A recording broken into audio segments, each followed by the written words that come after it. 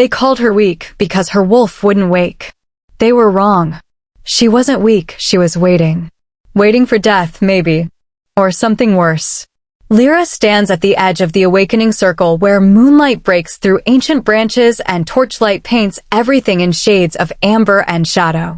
She always stands here, close enough to be part of the ritual, far enough that no one has to look at her directly. Her dark hair falls in loose waves past her shoulders, unbrushed because there's no point anymore.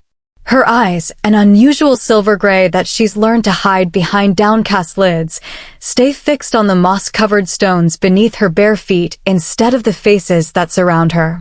Tonight is the awakening ritual. The night wolves either shift for the first time or prove they never will. The full moon hangs heavy and silver above the clearing, caught in the canopy, like a witness that cannot turn away. The pack stands in tight formations, shoulders wrapped in ceremonial furs, bodies radiating the heat and confidence of those who belong. Lyra's simple dress, thin and gray as dishwater, offers nothing against the night chill.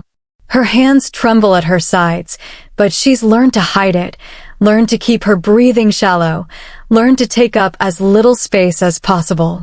She has been told all her life that she is too quiet, too fragile, too broken in ways that matter. That her wolf sleeps too deeply. That she is lucky they let her stay at all. The alpha steps into the center of the circle. Rorik, tall and golden-haired, broad-shouldered and perfect in every way an alpha should be. His blue eyes sweep across the gathered pack with the weight of judgment and the certainty of power. Then they stop on her. The air shifts. Whispers stir like wind through dead leaves. Lyra's breath catches, not because of hope, because of fear. He lifts one hand and silence falls like a blade through flesh. This pack survives because it is strong, Rorik says. His voice carries easily across the clearing, each word chosen with precision. It thrives because we nurture only what can endure, only what has worth. Every word feels like a stone added to Lyra's chest. She can't breathe properly. Her ribs ache. He turns fully toward her now. Lyra. Step forward. Her heart drops into her stomach. She doesn't want to move, but her feet betray her. Each step feels like walking toward execution. The moss is cold beneath her bare soles. The crowd doesn't part for her. They simply watch, faces blank or worse, satisfied. She stops where the torchlight hits her fully. She feels stripped bare. Rorik circles her slowly, a predator evaluating prey. His eyes drop to her thin wrists, to the hollows beneath her cheekbones, to the tremor she can't quite control. Then he speaks. 3 years past awakening age and still nothing. The words echo. A murmur ripples through the crowd like wind through wheat. Lyra can't breathe. Can't think. I will not carry dead weight, Rorik continues, calm as pronouncing the weather. I will not protect what refuses to emerge. She has had every chance. She has wasted every one. Behind him, Mara steps forward, the beautiful she-wolf who has always watched Lyra with something between contempt and triumph. She doesn't hide her smile now. Laughter spreads through the pack, soft at first, then louder. Sharp. Cruel. Lyra feels it like claws across exposed skin. Her vision blurs. Her mouth opens, but no sound emerges. Rorik steps past her as though she has already ceased to exist. Mark her, he says, and his voice holds no more emotion than if he were discussing livestock. Cast her out. Hands grab her arms before she can process the words. She twists instinctively. Please no. Someone strikes her across the face. The world tilts. She tastes copper and salt. An elder approaches with a clay bowl filled with ash. The mark of death. The symbol of severance. Cold fingers paint her forehead while she struggles weakly. The pack chants the words of exile, voices layered and merciless. You are no longer pack. You are no longer protected. You are no longer ours. Her feet drag across stone and earth as the forest swallows the sound of the ritual behind her. She cries out once, but it doesn't matter. No one hears. No one wants to. They don't take her far, just to the border where packlands end and neutral territory begins, where the trees grow denser and the darkness absolute. Her body is shoved forward. She hits the ground hard, palms scraping against rock and root. Before she can rise, something sharp grazes her side. Not deep, just enough to leave a message written in pain. If you come back, it'll be worse, a voice whispers near her ear. Then footsteps fade. Nothing but silence and darkness remain. Lyra lies there for a moment, staring up through the canopy at the moon that had been supposed to witness her awakening. Her breath leaves her body in thin, invisible clouds. Her side burns. Her face throbs. Her hands shake so violently she can't control them. She pulls herself to her knees. The forest stretches endlessly in every direction. Too quiet. Wrong. She takes one step, then another. Her dress is torn. Blood soaks through the fabric at her side, dark against gray. The trees blur together. Her heartbeat feels strange, too slow, too heavy. Her lips move, but she's not sure what she's saying. Maybe they were right. Maybe I was never meant to be wolf at all. Her knees hit the earth. The wind moves through bare branches like a voice without words. Her body folds forward, too exhausted to hold itself upright any longer. The moon watches. The forest waits. She closes her eyes and stops fighting. Darkness comes, but it isn't empty. It has weight. It has presence. Footsteps. Heavy. Deliberate. She tries to open her eyes, but her body won't obey. Strong hands lift her like she weighs nothing at all. A voice, deep as thunder, close enough to feel. You're not dying here.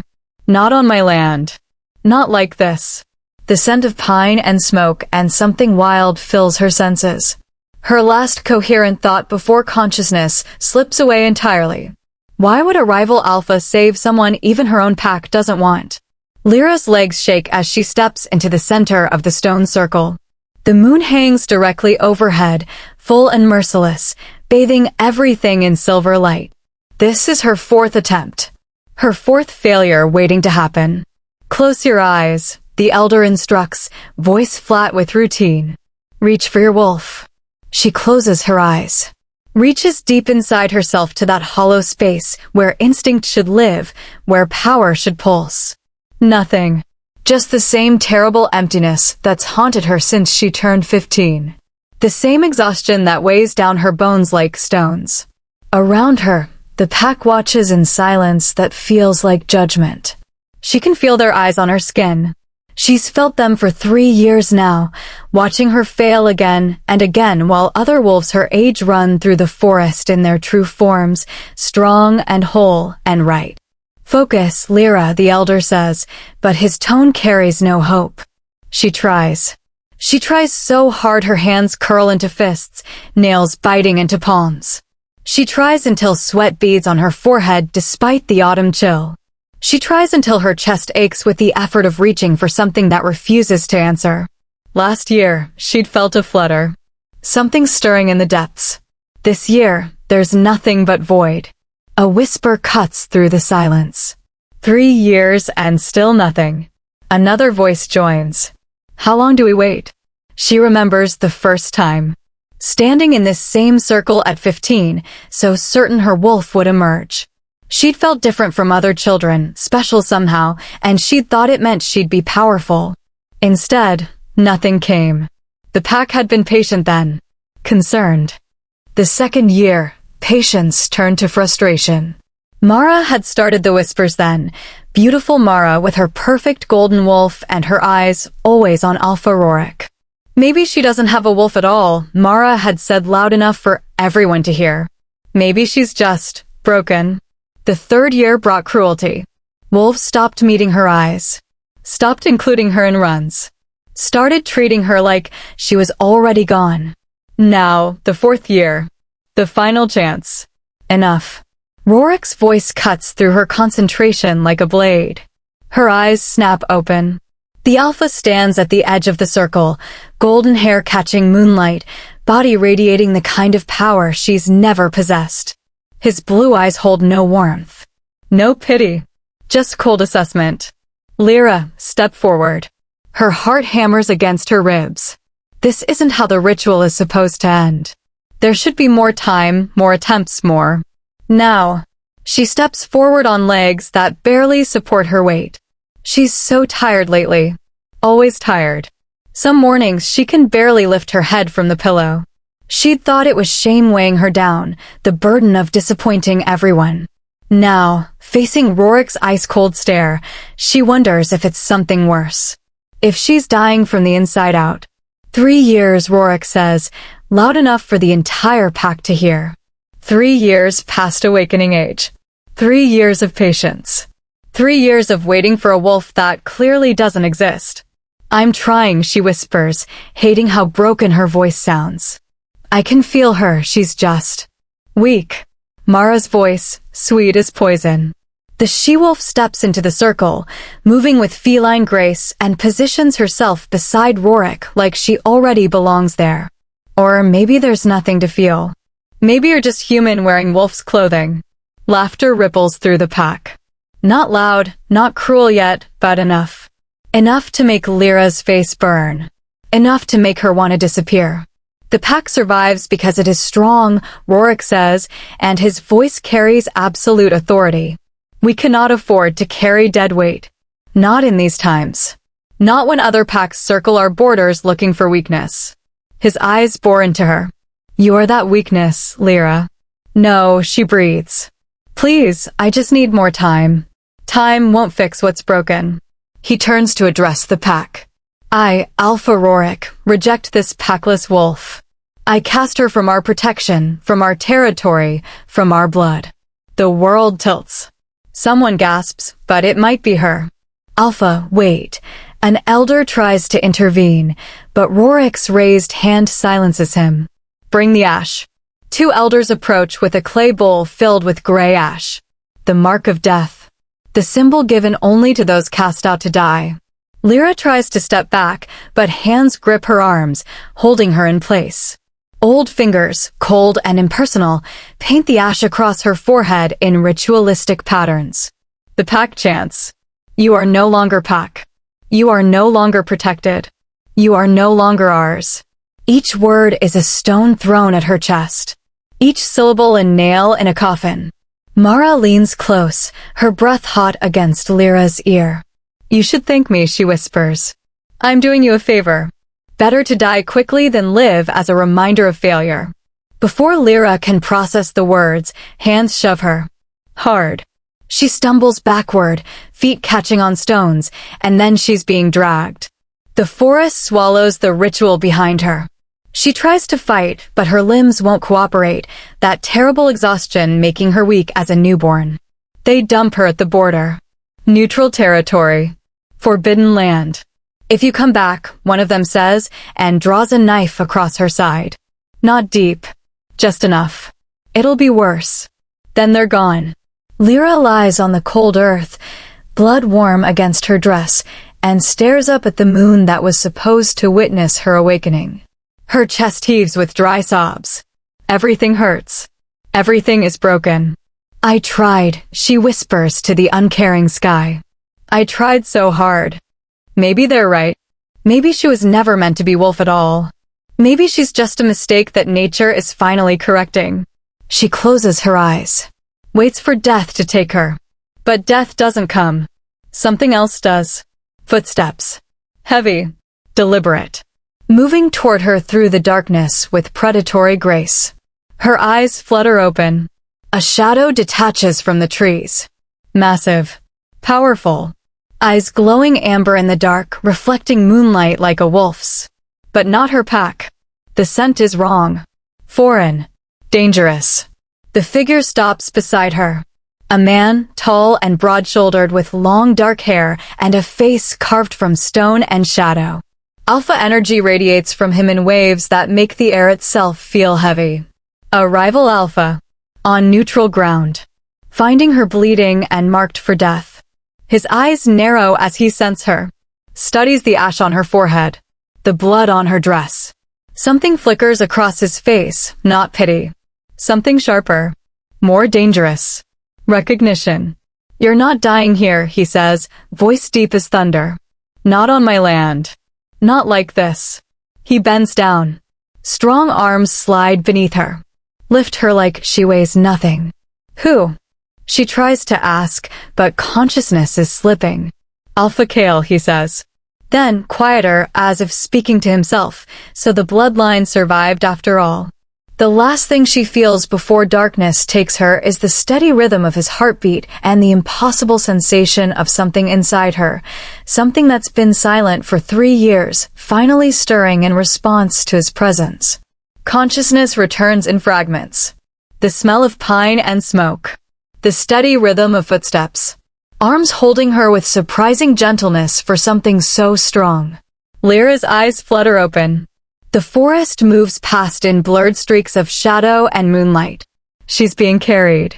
The man, the alpha, moves through the trees like he owns them, each step purposeful, unhurried. His face is carved stone in profile, sharp jaw, dark hair falling past his shoulders, amber eyes focused ahead. Put me down, she whispers, though her voice cracks. Just leave me. No. The single word carries absolute finality. You don't understand. She struggles weakly. I'm nothing. Not worth. You were cast out. Statement, not question. His eyes don't leave the path ahead. Marked with death ash and thrown beyond borders to die. Shame burns through her chest. Even a stranger can see how worthless she is. I'm weak, she says, and hates how the words taste like truth. They were right to reject me. My wolf never came. 3 years and nothing. I'm broken. They were right. He stops walking. His eyes drop to her face, amber and burning with something she can't name. Weakness doesn't smell like this. What? Your scent is wrong. He starts moving again, faster now. Sour beneath the blood. Chemical. Unnatural. His jaw tightens. When did you last eat properly?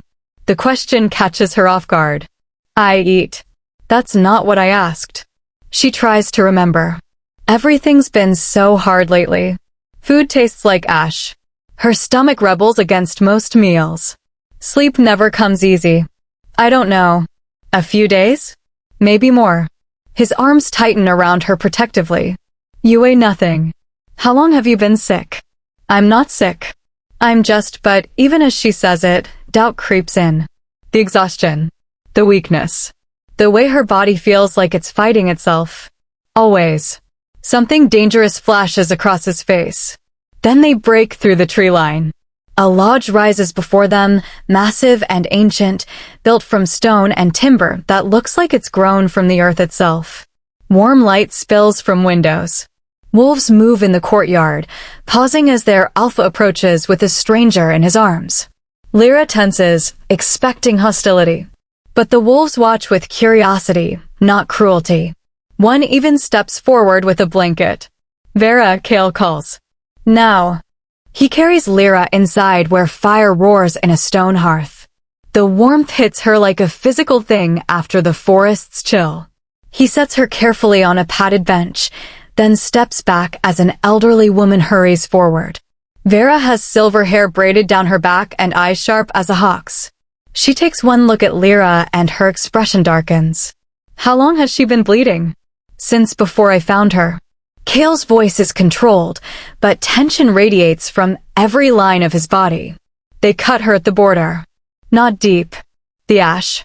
Vera touches Lyra's forehead where the death mark still stains. Cast out from Rorik's pack. Vera's lips thin. She turns to Lyra with unexpected gentleness. I need to examine you, child. Is that all right? Lyra nods, too exhausted to protest. Vera's hands are warm and careful as they probe the wound at her side, check her pulse, press against her abdomen. Then the healer goes very still. What? Kale demands. Vera's fingers trace Lyra's wrist, her neck. Then she leans close and inhales deeply. Her face goes pale. Alpha. She's been poisoned. The temperature in the room drops 10 degrees. Kale's eyes flash brilliant gold, pure alpha power flooding the space. Wolves in the doorway whimper and back away. The fire itself seems to dim before his fury. But when he speaks, His voice is deadly quiet. How long? Years.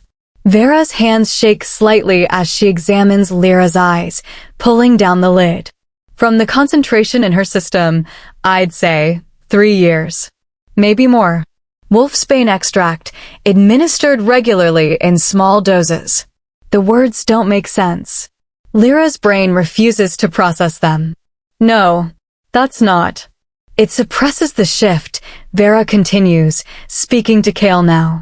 Makes the body reject its own wolf. Causes exhaustion, weakness, disconnection from instinct.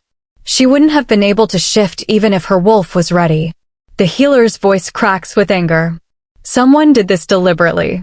Kale's hands curl into fists. Power rolls off him in waves that make Lyra's skin prickle.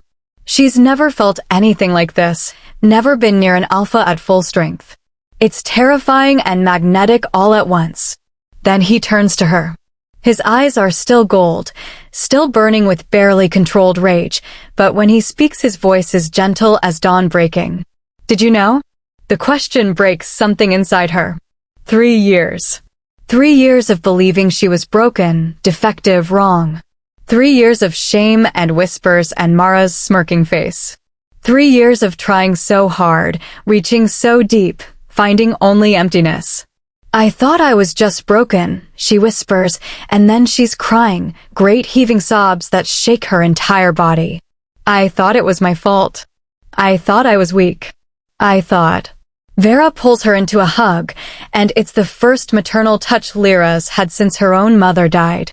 She clings to the elderly woman and weeps for the girl who stood in that circle month after month, desperate to prove her worth. For the wolf who was never given a chance to wake. Who had access to your food? Kale's voice cuts through her grief like a blade. Who gave you tea, water, anything you consumed regularly? Lyra pulls back, wiping her face with shaking hands. Mara. She brought me tea every morning. Said it would help with the exhaustion.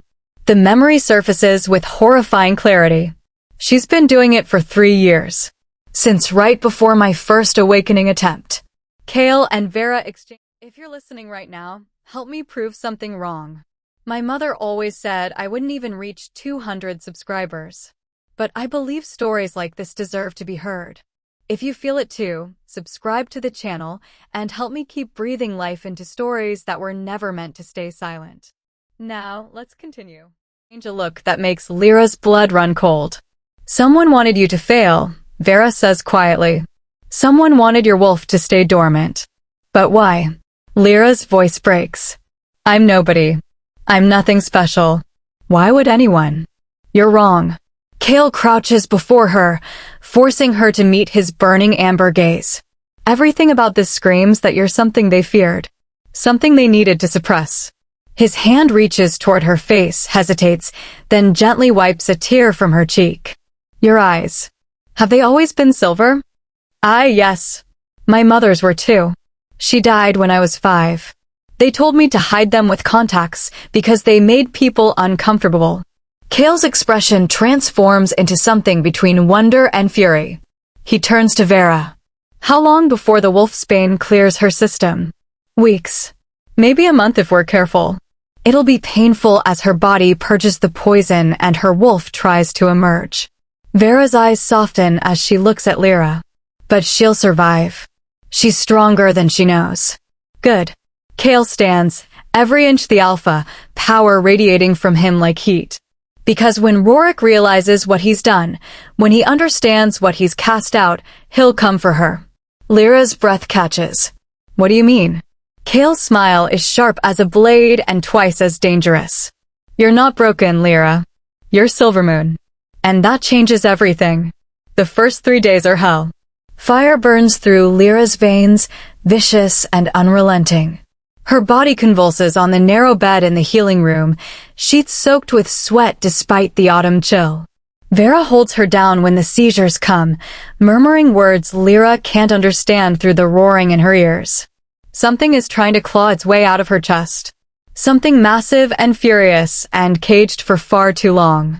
It's your wolf, Vera explains during a moment of clarity, pressing a cool cloth to Lyra's burning forehead.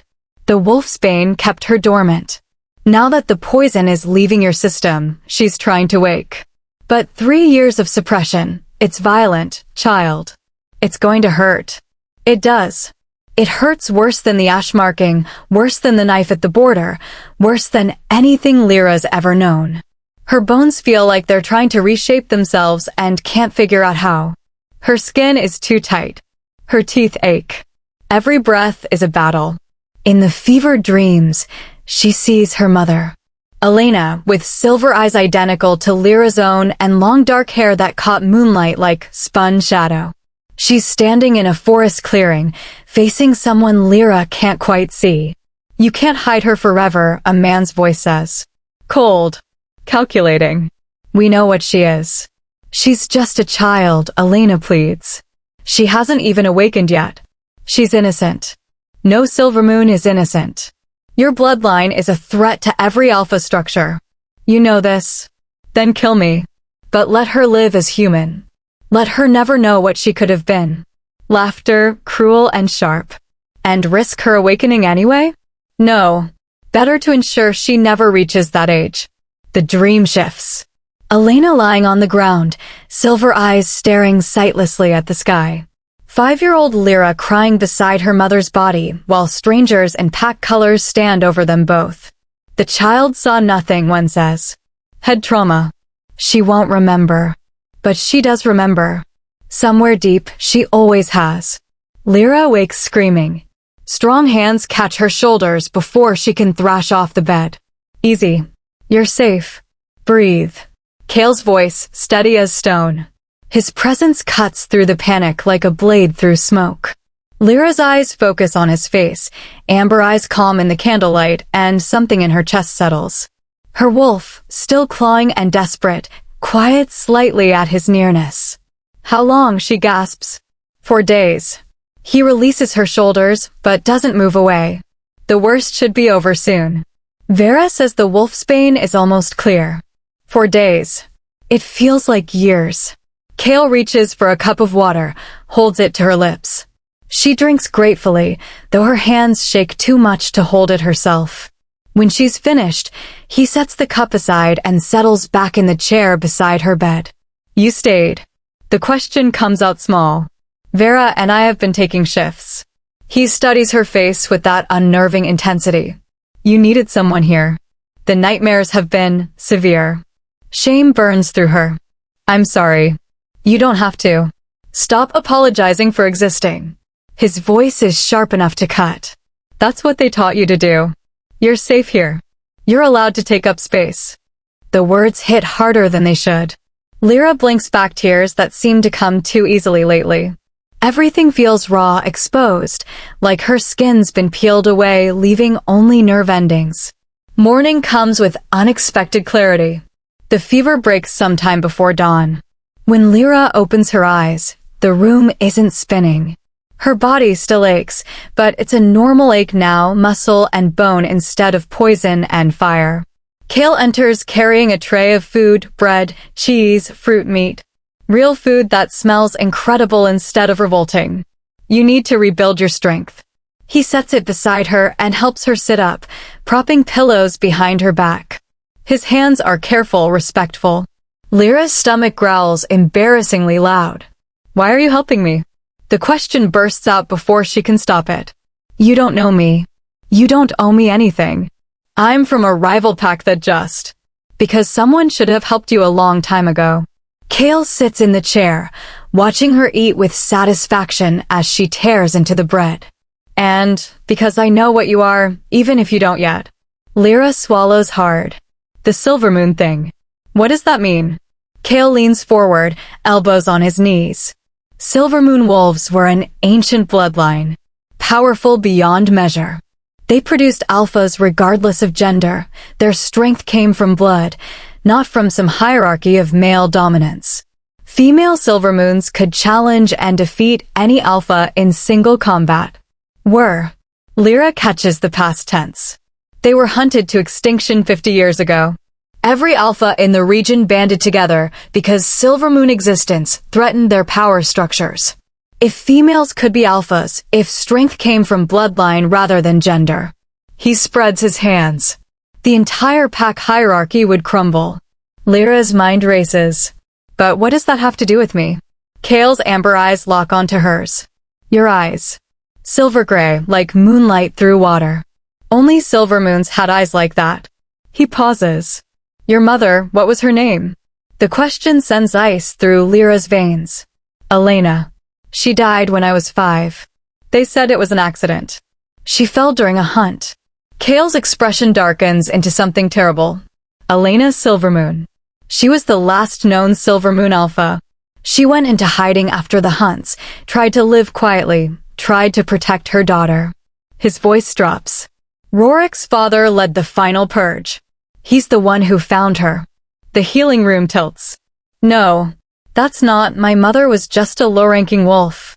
She wasn't. Your memories of her death, Kale interrupts. Are they clear? And suddenly they are. The fever dreams weren't dreams at all. They were memories surfacing through the cracks the detox created. Elena pleading for her daughter's life. The cold voice promising to ensure Lyra never reached awakening age. Her mother's silver eyes staring at nothing. They killed her. Lyra's voice comes out broken. They killed her because of what she was. And then they took me, and her breath catches. Rorik knew. He always knew what I was. The poisoning started right before your first awakening attempt. Kale's voice is gentle but relentless. Someone wanted to ensure you never reached your power. Someone who knew what you'd become if your wolf emerged. Lyra looks at her hands. 3 years of believing she was broken. 3 years of internalizing shame and weakness and failure. 3 years of thinking she was the problem. You're saying I was never weak. Her voice is barely a whisper. I'm saying you were never allowed to be strong. Kale stands, moves to the window where dawn light streams through. Your wolf is waking now. Once she's fully emerged, you'll be what they feared most. An alpha-class Silvermoon. The last of your bloodline. Rage blooms in Lyra's chest, hot and pure. Not at herself. At them. At Rorik for orchestrating her poisoning. At Mara for serving it with a smile. At the pack that watched her suffer and did nothing. At her mother's murderers who stole her childhood and tried to steal her future. What happens now? She asks, and her voice sounds different. Harder. Kale turns from the window, and something like pride flickers across his face. Now you train. You learn to control your wolf when she emerges. You rebuild everything they tried to destroy. His eyes flash gold. And when you're ready, you make them answer for what they've done. Before Lyra can respond, a young wolf bursts through the door, breathing hard. Alpha. Border Patrol spotted movement. Rorik's wolves, 10 strong, approaching from the east. They're carrying pack banners. Kale's entire demeanor shifts, predator emerging beneath civilized veneer. How close? An hour. Maybe less.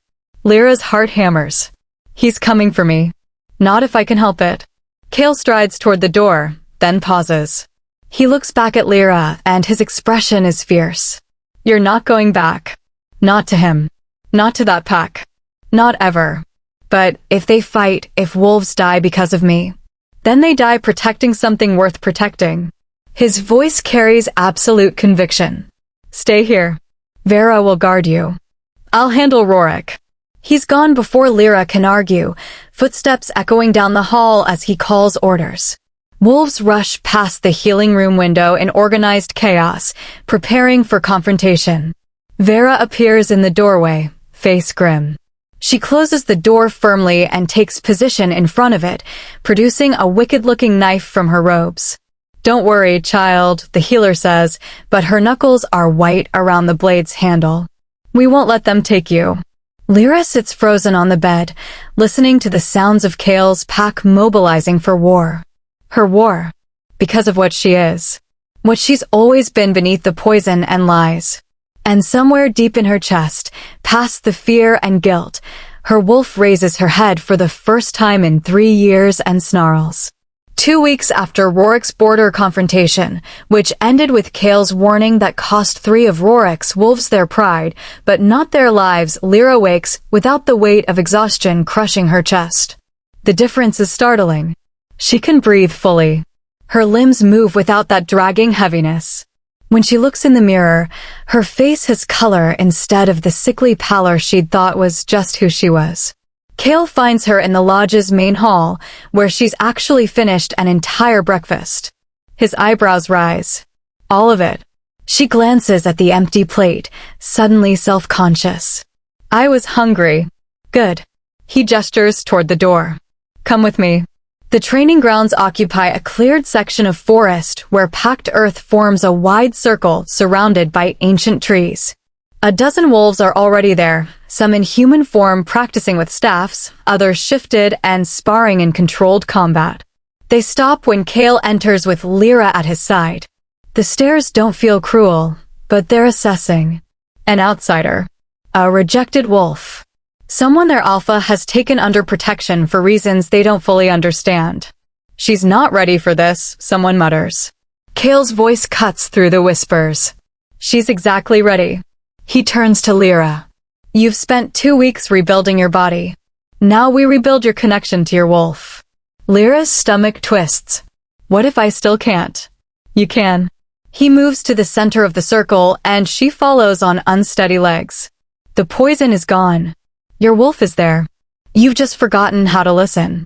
He positions her in a stance, feet apart, knees slightly bent, hands loose at her sides. Close your eyes. She does, acutely aware of all the wolves watching. Judging. Stop trying to force it, Cale says, circling her slowly. His voice is calm, hypnotic. That's what you've been doing for 3 years. Reaching, grasping, demanding. Your wolf doesn't respond to force. She responds to listening. Lyra tries to relax, but tension coils through her shoulders. Breathe, Cale instructs. Feel the ground beneath your feet. The air in your lungs. The heartbeat in your chest. His hand touches her shoulder blade, warm and grounding. Now go deeper. Past thought. Past fear. There's a space inside you that's been silent. Find it. She sinks into herself, past the anxiety and shame, past the voice that still whispers she's broken. And there. Something stirs. Not empty anymore. Not absent. Present. Aware. Waiting. Her wolf. The sensation hits like lightning. Power surges through Lyra's body so violently her eyes snap open, and they're glowing silver, bright as moonlight. Her fingers burn and elongate, bones restructuring with audible pops as claws extend, sharp and wickedly curved. Terror floods her. I can't, it's too much. Yes, you can. Cale's voice anchors her. Don't fight it. Don't force it. Just let it be. The power threatens to consume her. Her skin feels too tight. Her teeth ache as they sharpen. The world explodes into overwhelming sensation. She can smell everything, hear heartbeats like drums, feel the vibration of footsteps through the earth. Breathe, Cale commands. Hold it. You control the shift, not the other way around. Lyra gasps, shaking violently, but she holds. The partial shift stabilizes. Claws. Silver eyes. Enhanced senses. Her wolf just beneath the surface, fierce and powerful and undeniable. Around the training ground, wolves stare in stunned silence. Good, Cale says quietly. Now let it go. She releases the shift. Her claws retract. Her eyes return to normal. She collapses to her knees, breathing hard, but exhilaration rushes through her veins. I did it, she whispers. You did. Cale crouches beside her. His expression holds something she's never seen directed at her before, respect. And you'll do it again. That night, Lyra practices alone in the forest near the lodge. The partial shift comes easier now, though it still takes concentration. She manages to hold it for several minutes, prowling between trees with enhanced senses, feeling the world in ways she never imagined. She pauses at a stream to drink. Her reflection catches in the moonlit water, silver eyes glowing, claws catching light, posture predatory instead of cowering. For the first time in her life, she looks dangerous. She looks powerful. The snap of a branch behind her comes too late. Two wolves emerge from the shadows in full shift, massive and aggressive. Lyra barely has time to recognize the attack before they're on her. Instinct explodes. Her wolf surges forward protectively, and Lyra's partial shift completes in a heartbeat. She drops beneath the first wolf's lunge, claws raking across its flank as it passes. The second catches her shoulder, teeth scraping leather, but she twists and drives her claws into its chest, not deep enough to kill, but enough to make it yelp and release. The fight is brutal and fast. Lyra doesn't think. She moves on pure instinct, her wolf directing every motion. Duck. Strike. Dodge. Counter. Her claws find flesh. Her enhanced strength sends one wolf crashing into a tree. When it's over, she stands over two defeated wolves who shift back to human form, groaning and bleeding but alive. Her chest heaves. Blood, not all hers, stains her hands. Her wolf is still at the surface, snarling, ready for more. Footsteps approach, swift and purposeful. Kale bursts into the clearing with pack warriors at his back, prepared for battle. He stops short, taking in the scene. Lyra standing, eyes glowing silver. Two enemy wolves defeated at her feet. His expression transforms into something fierce and proud. Who sent you? Kale demands of the defeated wolves. The larger one spits blood. We're dead anyway. Might as well talk. His eyes fix on Lyra with something between fear and awe. Mara. She paid us to cross borders and finish what she started. Said you'd be easy prey, weak, unawakened, barely trained. He laughs bitterly. She was wrong about that. Kale's warriors haul the assassins to their feet. Take them to the border. Send them back with a message. The next wolves who cross into my territory won't leave alive. As they're dragged away, Lyra finally lets the shift drop. Her hands are shaking violently. Reality crashes over her. She hurt them. Drew blood. Fought with killing intent. I hurt them, she whispers, staring at her hands. I didn't mean to. Kale cuts her off, voice sharp. You defended yourself. That's not something to apologize for. That's something to be proud of.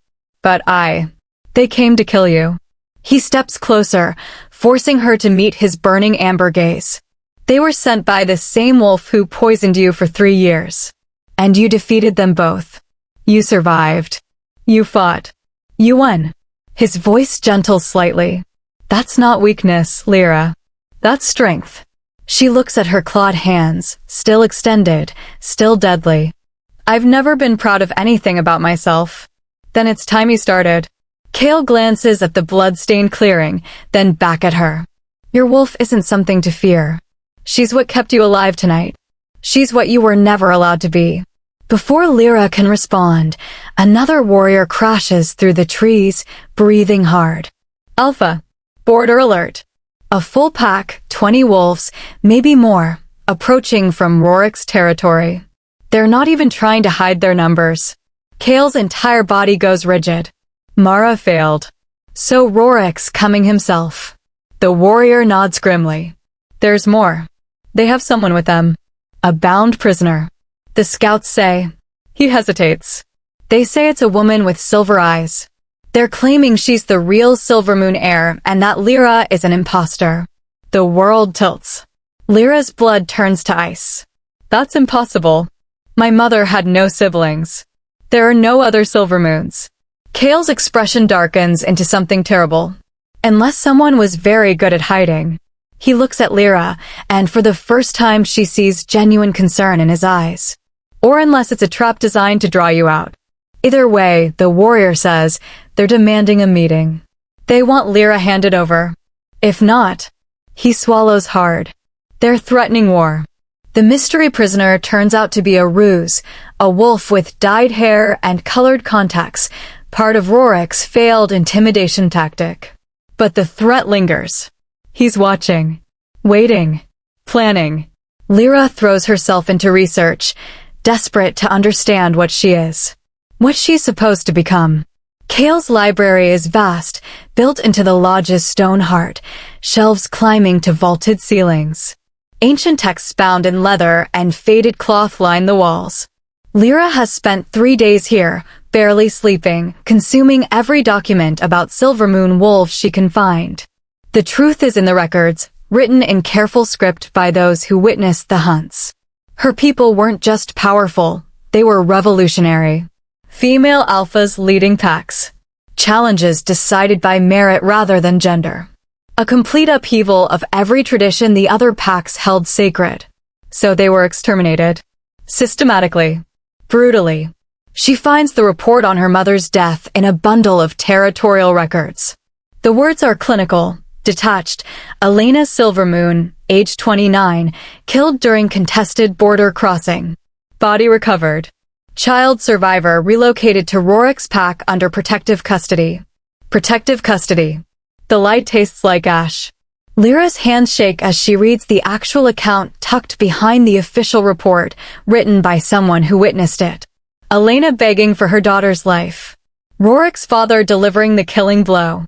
5-year-old Lyra screams as they dragged her away, head bleeding from where they struck her to make her forget. They didn't just kill her mother. They weaponized her amnesia. Raised her in the murderer's pack. Fed her poison to ensure she'd never become what she was born to be. Hot tears splash onto the aged paper. She doesn't hear the footsteps until Kale speaks. You found it. She looks up, vision blurred. He's standing in the doorway, expression heavy with knowledge he's carried alone. You knew. This whole time, you knew exactly what happened to her. Yes. He moves into the library, closing the door behind him. My father gave sanctuary to 3 Silvermoon survivors after the main hunts. Rorik's father found out. Killed them. Killed my father for harboring them. His jaw tightens. I was 12 when I watched him die for protecting your people. The admission steals her breath. Why didn't you tell me? Because you needed to discover it yourself. To see the truth written in their own words. He gestures at the scattered documents. To understand that this isn't ancient history. It's deliberate, ongoing genocide. Lyra wipes her face roughly. The report says there were others. Survivors scattered across territories. All dead now. Hunted down over the decades. Kale's voice is quiet. I've been waiting for the bloodline to resurface. Hoping someone survived in hiding, that the power would awaken in a new generation. His eyes meet hers. I thought it was gone forever. Why? The question bursts out raw. Why do you care so much about a dead bloodline? What difference does it make to you? Kale crosses to the window overlooking his territory. Moonlight paints his profile in silver and shadow. Because Silvermoon wolves represented something radical. They proved that alphas could rule by merit rather than gender. That power came from strength of character, not from outdated hierarchy. He turns to face her. Female alphas were common in Silvermoon packs. Respected. Feared. Your existence threatens every alpha who holds power through tradition rather than worth. The weight of it settles over Lyra like a mantle. That's why Rorik wanted me dead. Not because I'm weak. Because if I awaken, you prove that everything they built their power on is a lie. Kale's intensity burns. Come with me. He leads her through corridors to a balcony that overlooks the entire territory. Forest stretches endlessly below, broken by clearings and streams catching moonlight. His pack's lodge lights glow warm in the distance. This is my territory, Kale says. Built on old laws, old structures. But it could be more. He looks at her sidelong. With a Silvermoon alpha, we could change how packs function. Challenge the entire regional hierarchy. I'm not an alpha. Lyra's voice cracks. I don't even know how to fully shift yet. I'm barely. Yet? The single word cuts through her spiral. You're not what you will be. None of us are. They stand close, not quite touching, the space between them electric with unspoken things. The wind carries pine and night-blooming flowers. Lyra's wolf stirs beneath her skin, responding to his nearness in ways that terrify and thrill her. Why are you really doing this? She forces herself to ask. Training me. Protecting me. You could have left me at that border. Let Rorik's problem stay his problem. Kale is quiet for a long moment. When he speaks, his voice is raw with honesty. Maybe I'm tired of watching potential get crushed. Maybe I see something in you that you don't see yet. He turns to face her fully. Or maybe I just think the world would be better with you in it, fully awakened. Maybe I want to see what you become when no one's holding you back. The words crack something open in Lyra's chest. She looks down at her hands, hands that held claws 2 days ago, that defeated assassins, that are learning to be weapons. What if I awaken and I'm still not enough? What if my wolf is as weak as... Stop. Kale's hands catch her shoulders, turning her to face him. His amber eyes burn with fierce conviction. You were poisoned for 3 years and you're still standing. You were rejected by your pack and you're still fighting. You've survived things that would have broken stronger wolves. His grip tightens slightly. Your wolf won't be weak, Lyra. She'll be furious. She'll be powerful. She'll be everything they feared. Lyra's breath catches. In his eyes, she sees herself reflected differently, not broken, not weak, but blazing with potential yet unleashed. The moment stretches between them, heavy with possibility. Then footsteps pound up the stairs. A warrior crashes onto the balcony, breathing hard. Alpha. The scouts, he stops, registering their proximity, then pushes forward. The scouts report activity at Rorik's pack. They're gathering forces. At least 40 wolves, maybe more. Kale's entire demeanor shifts to alpha mode. Preparing to march? No. The warrior's face is grim. They're building pyres. War pyres. He swallows hard. And Rorik has called a conclave. Every alpha in the region. He's formally declaring Lyra a threat to all packs and demanding her execution. The blood drains from Lyra's face. A conclave? How many alphas? 7 territories. Kale's voice is stone. If they vote for your death, every pack in the region will be honor-bound to hunt you. Even mine. Then I'll leave. Lyra's voice shakes but holds. I'll disappear. Go somewhere they can't. You'll do no such thing. Kale's words crack like a whip. You're not running. Not from this. But if staying means you have to choose between your pack and me, I've already chosen. His eyes flash gold. We go to the conclave. You stand before the alphas. And you show them exactly what they should fear. Kale, I can't even fully shift yet. I'm not ready to. Then you'll be ready in 3 days. He turns to the warrior. Send word to the conclave. We accept. Lyra Silvermoon will stand trial before the alphas. He looks at Lyra, and something dangerous glints in his expression. And she'll awaken before they arrive. The warrior bows and runs. Lyra stares at Kale, heart hammering. 3 days. You think I can fully awaken in 3 days? No. Kale's smile is sharp as a blade. I think you'll fully awaken in 2. Because on the 3rd day, we have a conclave to win. He strides toward the stairs, then pauses.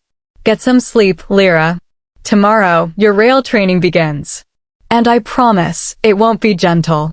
Lyra stands alone on the balcony, wind whipping her hair, her wolf pacing restlessly beneath her skin. Below, Kale's pack mobilizes for war. Beyond the borders, 7 alphas sharpen their knives. And somewhere in Rorik's territory, Mara watches the pyres burn and smiles. 2 days of brutal training leave Lyra bruised, exhausted, and nowhere near a full shift. Now, on the eve of the conclave, Kale leads her deep into his territory where ancient trees form a natural cathedral around a clearing bathed in moonlight. The sacred Moon Grove, where his pack has performed awakenings for generations. Wolves gather in a circle around the clearing's edge, silent and solemn. Torches burn between the trees, casting dancing shadows.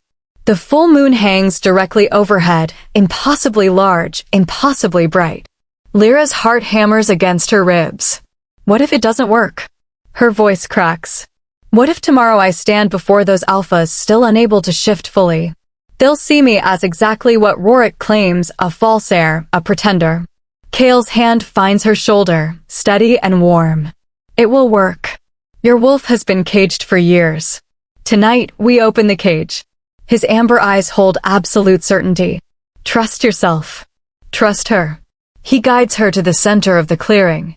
The pack begins to chant, ancient words in a language that predates modern speech, syllables that resonate in Lyra's bones. The sound builds, layering, harmonizing, until the very air vibrates with power. "Let go," Kale says, stepping back to join the circle. "Stop fighting. Stop fearing. Just let go." Lyra closes her eyes. The chanting surrounds her, seeps into her, awakens something primal in her chest. She's spent 3 years reaching for her wolf, grasping desperately for something that refused to come. Maybe that was the problem. Maybe she was supposed to surrender instead. She stops trying to control, stops trying to force, just opens herself completely. Her wolf doesn't emerge. She explodes. The shift detonates through Lyra's body with 3 years of suppressed power unleashed at once. Bones crack and restructure with sounds like breaking branches. Her spine elongates. Her jaw extends. Fur erupts across her skin in waves of silver so bright it seems to glow in the moonlight. Pain and ecstasy blur together. She's being torn apart and remade simultaneously. The chanting intensifies, guiding her through the transformation, holding her together as her body rewrites itself. Then it's done. Lyra stands on 4 legs, and the world is completely different. Every sense explodes into overwhelming clarity. She can smell individual wolves, distinguish their emotions, awe, fear, respect. She can hear heartbeats like drums, breath like wind, the rustle of leaves a mile away. Colors are sharper, movement clearer. And she's massive. Easily twice the size she expected. Her silver coat catches moonlight like liquid metal. Black markings spiral across her fur in patterns that feel ancient, primal, written into her very bones. The pack gasps. Even Kale's wolves, who've seen strong alpha shift, stare with wide eyes. Lyra's wolf throws her head back and howls. The sound carries across the territory, pure and powerful and undeniable. A declaration. An awakening. A warning. Every wolf in the clearing answers. Movement draws her attention. Another wolf shifts beside her, massive, dark-furred, amber-eyed. Kale in his wolf form, nearly as large as she is. He bumps his shoulder against hers, a greeting, an invitation. Then he runs. Instinct takes over. Lyra launches after him, and it's like nothing she's ever experienced. Power flows through her limbs. The forest blurs past. Her paws barely touch the ground. She's not running, she's flying through the trees, wind in her fur, freedom in every stride. They hunt together, taking down a deer with coordinated precision that needs no words. They play, testing strength and speed, wrestling in a clearing until they're both breathless and satisfied. They stand on an overlook and howl together, their voices intertwining, claiming territory, announcing presence. For the first time in her life, Lyra feels complete. Whole. Right. Dawn breaks slowly, painting the forest in gold and amber.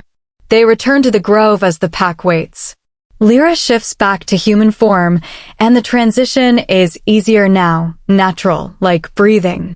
She stands on shaking legs, naked and powerful and transformed. Someone brings a cloak. She wraps it around herself, but she feels different. Taller. Stronger.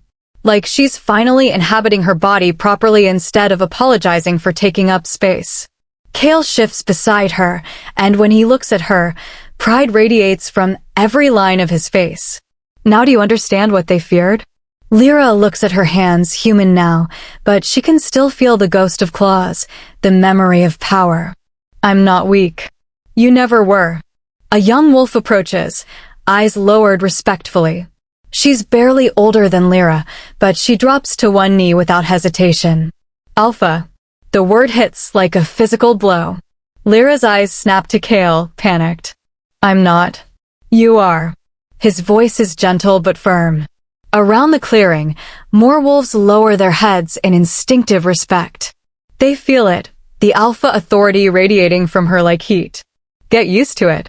Lyra's wolf stirs beneath her skin, satisfied, protective of these wolves who show her honor. For the first time, she doesn't shrink from the attention. She stands straight, meets their eyes, and nods acknowledgement. One of Kale's warriors breaks through the trees, breathing hard. Alpha. Riders approaching from the south. Multiple territories. The Conclave Alphas are arriving early. Kale's expression hardens. How many? All 7. And they're not alone. The warrior's face is grim. Rorik brought at least 60 wolves. The others brought their own forces. They're making camp at the border, on neutral ground. He swallows hard. And Rorik is demanding the trial begin immediately. He says if we refuse, they'll consider it an act of war. The euphoria of awakening crashes against cold reality. 60 wolves. 7 alphas. All united against her. Lyra's wolf snarls beneath her skin, ready to fight. But the human part of her understands the math. Even awakened, even powerful, she's one wolf against an army. Kale's jaw tightens. We go. Lyra faces them. He looks at her, and something fierce burns in his amber eyes. But she doesn't face them alone. My pack stands with her. Kale, if they vote for my execution and you oppose them, then I oppose them. His voice carries absolute conviction. I'm not letting them murder you for being what they fear. Another warrior crashes into the clearing, this one bleeding from a gash across his shoulder. Alpha. They're not waiting for the trial.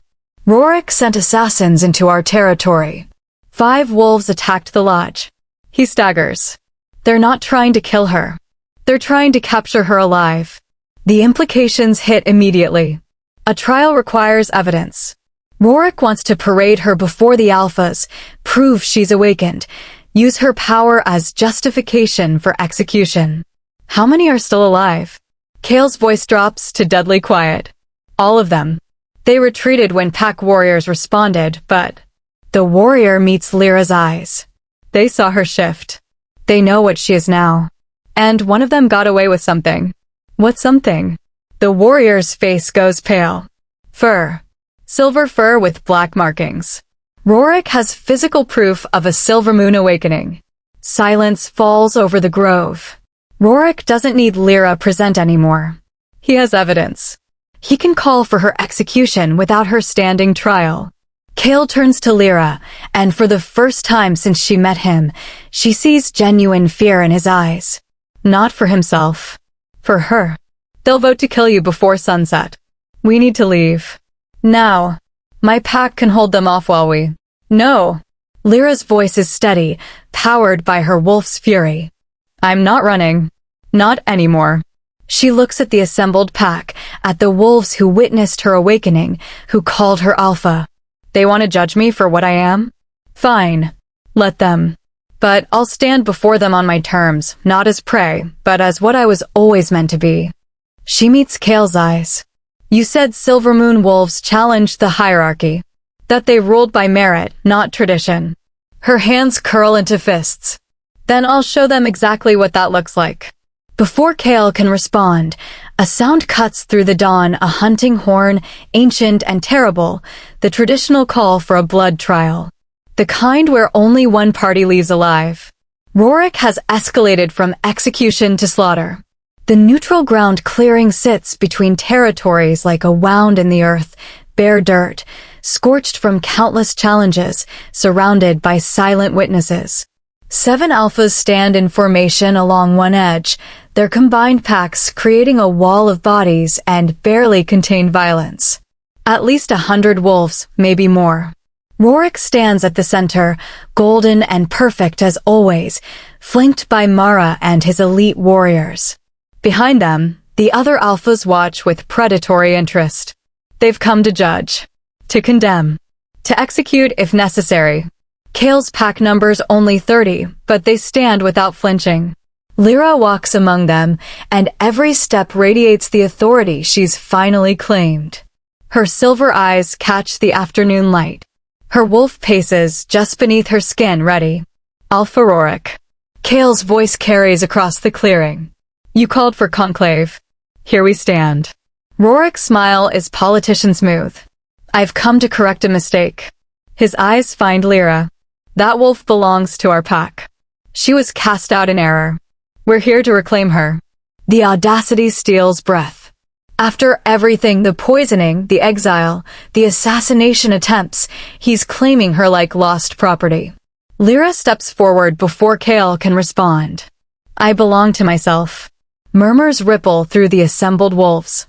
An Omega, no, an Alpha now, speaking directly to a pack leader, challenging his claim in front of the conclave. Rorik's smile tightens. You don't understand what you are, Lyra. You're dangerous. Uncontrolled. Your awakening threatens the stability of every pack here. She's more controlled than you've ever been, Kale says coldly. She carries the Silver Moon bloodline. Rorik's voice rises, desperation bleeding through the diplomatic facade. She could challenge every alpha in this clearing. I was protecting the pack structure by casting her out. Protecting all of us. By poisoning a child? Lyra's voice cuts like a blade. By murdering my mother? Silence crashes over the clearing. The other alphas exchange sharp glances. Rorik's face hardens. Your mother was a threat. I was following orders. Mara's voice cracks the tension. She steps forward, eyes wild, loyalty crumbling under pressure. You told me to suppress her awakening. You said if anyone discovered what she was, we'd all be executed for harboring a silver moon. Her hands shake. I poisoned her because you ordered it. The betrayal registers across Rorik's face.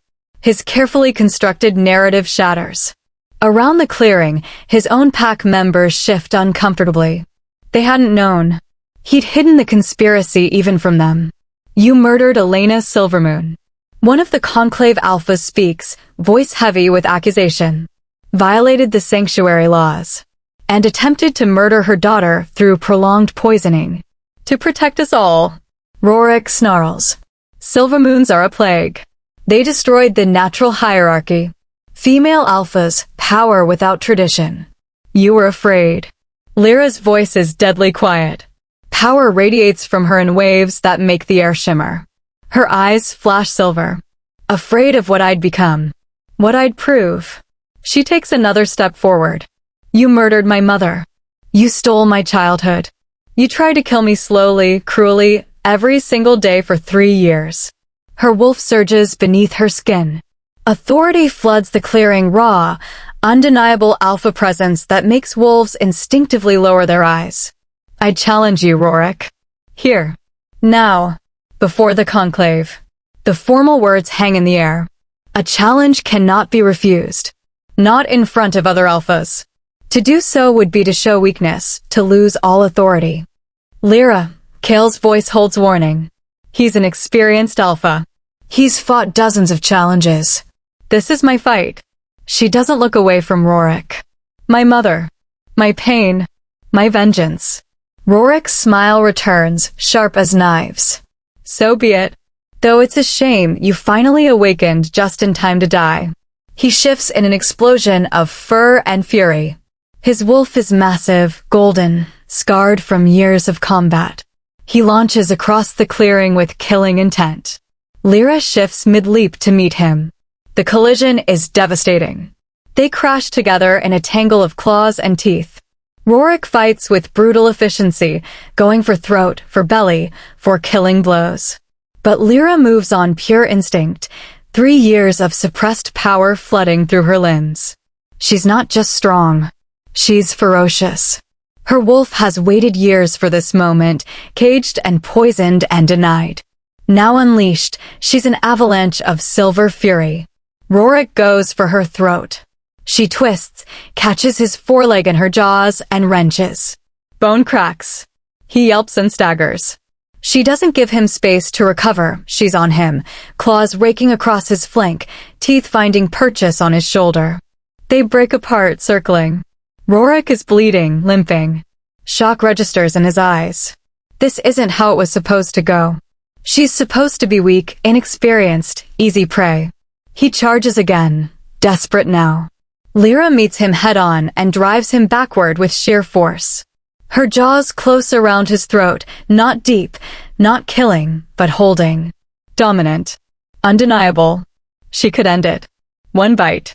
Justice for her mother, for herself, for 3 years of torture. Instead, she releases him and shifts back to human form. Blood streaks her skin. Dirt and fur cling to her. But she stands tall, powerful, undeniable. Rorik shifts back too, gasping, bleeding, defeated. You live, Lyra says, and her voice carries to every wolf present. But you live knowing you lost to the weak wolf you threw away. You live knowing your fear created exactly what you tried to prevent. She turns to address both packs, the conclave, every watching eye. I am Lyra Silvermoon. I am the daughter of Elena Silvermoon. You tried to erase my bloodline. You failed. Rorik's pack doesn't move to help him. They stare at their fallen alpha with something between horror and relief. His reign was built on lies and murder. They see that now. Movement at the edge of the clearing. Mara, trying to slip away in the chaos. No. Lyra's wolf surges forward. She shifts and crosses the distance in heartbeats. You poisoned me for 3 years. You don't get to run. Mara shifts desperately, but she's no match. The fight is quick, brutal, decisive. Lyra doesn't kill. She doesn't need to. She breaks Mara's will along with her body, then shifts back. You're banished, Lyra says, standing over the broken she-wolf. From every pack. You're lone wolf now. Survive if you can. It's a death sentence disguised as mercy. Lone wolves rarely last a season. Kale steps beside Lyra, and when he speaks, his voice carries formal authority. I offer this wolf alliance. Not as my subordinate. As my equal. 2 alphas, 2 territories, 1 purpose. The assembled wolves hold their breath. It's unprecedented, 2 alphas sharing power, territories functioning as unified front. Lyra looks at Kale, sees the respect in his eyes, the pride. Then she turns to the conclave. I accept. One of the conclave alphas, an older wolf with silver threading his hair, steps forward. The challenge is satisfied. Rorik's crimes are exposed. But Silvermoon. He looks at Lyra with something between fear and fascination. Your existence changes everything. Every pack structure, every hierarchy. What do you intend? Before Lyra can answer, a howl splits the air. Distant but unmistakable. Coming from Kale's territory. A warning howl. Then another. And another. A young wolf crashes into the clearing, sides heaving. Alpha Kale. The lodge is under attack. Unknown wolves, at least 20. They came from the east while we were here. Blood streams from a gash on his head. They're not trying to raid. They're burning everything. The lodge, the archives, everything. Horror floods Lyra's chest. The archives. All the records of Silvermoon history, the evidence of the genocide, the proof of what was done. Who? Kale demands. They wear no pack colors. No markings. But the young wolf's voice cracks. They're trained. Organized. Professional. His eyes find Lyra. And they're asking for the Silvermoon heir by name. They said if she doesn't surrender, they'll kill everyone in the lodge. The clearing erupts in chaos. Kale's pack wheels to run back. The conclave alphas demand answers. Rorik, still bleeding, laughs bitterly. You think I was your only enemy? His voice carries through the noise. You think other alphas aren't terrified of what you represent? He meets Lyra's eyes. The conclave was always a trap. They just needed you distracted long enough. One of the conclave alphas, not the silver-haired one, a younger alpha with cold eyes, smiles. Rorik is crude, but he's not wrong. We can't let Silvermoon rise again. Your bloodline ended 50 years ago. It stays ended. 6 of the 7 alphas step forward. Their combined packs create an army. And Lyra realizes with sinking horror, the real battle hasn't even begun. 3 months after the burning of Kale's lodge, 3 months since Lyra stood against 6 alphas and their armies, since she and Kale's combined packs fought a battle that left 20 wolves dead and the conclave fractured. Lyra stands on the borderlands where she was once cast out to die. The territory is transformed. Simple structures dot the clearing, built by wolves who arrived with nothing and found purpose in creation. Training grounds where the rejected learn to fight. Gardens where the weak discover strength in growing things. A central lodge, modest compared to what burned, but warm with firelight and laughter. This is sanctuary. Haven for wolves the world threw away. Lyra watches the sunrise paint the forest gold and remembers standing in this exact spot, bleeding and marked with death ash, certain she'd die alone. Now, 30 wolves call this place home. 30 wolves who were told they weren't enough. Footsteps approach, familiar and welcome. Kale emerges from the tree line, and even after 3 months, her wolf responds to his presence with recognition that goes deeper than attraction. Partner. Equal. Alpha. Your pack is growing, he says, coming to stand beside her. Close enough that their shoulders almost touch. It's not a pack. Lyra's voice is soft but certain. It's a haven. For wolves who were told they didn't belong anywhere. She glances at him. You've brought 3 more this week alone. Word spreads. His amber eyes hold warmth. The alpha who shows mercy. Who takes in the broken and makes them whole. He pauses. Who challenged the entire conclave and survived. Survived. Barely. The battle at Kale's burning lodge had been desperate, brutal. 6 packs against 2. They'd held because Lyra fought like something possessed, her silver wolf cutting through enemy lines, rallying the defenders. They'd held because the 7th alpha, the silver-haired one, had switched sides mid-battle, his pack turning on the conspirators. They'd held because Lyra refused to let anyone else die for what she represented. But the cost was high. Kale's lodge burned to ash. The archives lost. 20 wolves dead, dozens more wounded. And the 6 conspirator alphas escaped to their territories, wounded and defeated, but still dangerous. Thank you, Lyra says quietly. For seeing me when I couldn't see myself. For believing I was worth. Stop. Kale's hand finds hers. You did the hard part. You awakened. You fought. You chose strength when the world offered you every reason to choose surrender. His fingers tighten around hers. I just held space for you to become what you always were. The moment stretches between them, heavy with unspoken things. 3 months of fighting side by side. 3 months of building something new from the ashes of what burned. 3 months of dancing around feelings too dangerous to name while war still threatened. And I'd make the same choice, Kale continues, voice rough with emotion. To stand with you. To fight beside you. To build this with you. He turns to face her fully. Whatever comes next, we face it together. As equals. As. He doesn't finish. Doesn't need to. Lyra closes the distance between them and kisses him, fierce and claiming and full of everything she hasn't had time to say. When they break apart, both breathing hard, his eyes are alpha gold and burning. Together, she agrees. Always. Movement in the clearing draws their attention. Wolves emerging from the lodges, gathering for morning assembly. Lyra's wolves. Her responsibility. Her choice. She and Kale descend to the central clearing where 30 faces turn toward her expectantly. Some are young, barely past awakening. Others are older, carrying scars from rejections that happened years ago. All of them wear expressions of cautious hope. They called me weak, Lyra begins, her voice carrying easily across the gathered wolves. They said I'd never awaken. That I was broken. That I'd never be enough. She meets their eyes, one by one. They were wrong. And if they were wrong about me, they might be wrong about you too. A murmur ripples through the crowd. Hope, fragile and tentative. This place exists because we refuse to accept their judgment. Because we know that strength isn't just physical power. It's surviving when they want you to break. It's choosing to rise when staying down would be easier. It's building something better from the ruins they left behind. Her wolf stirs beneath her skin, protective of these wolves who found refuge here. You're safe here. You're valued here.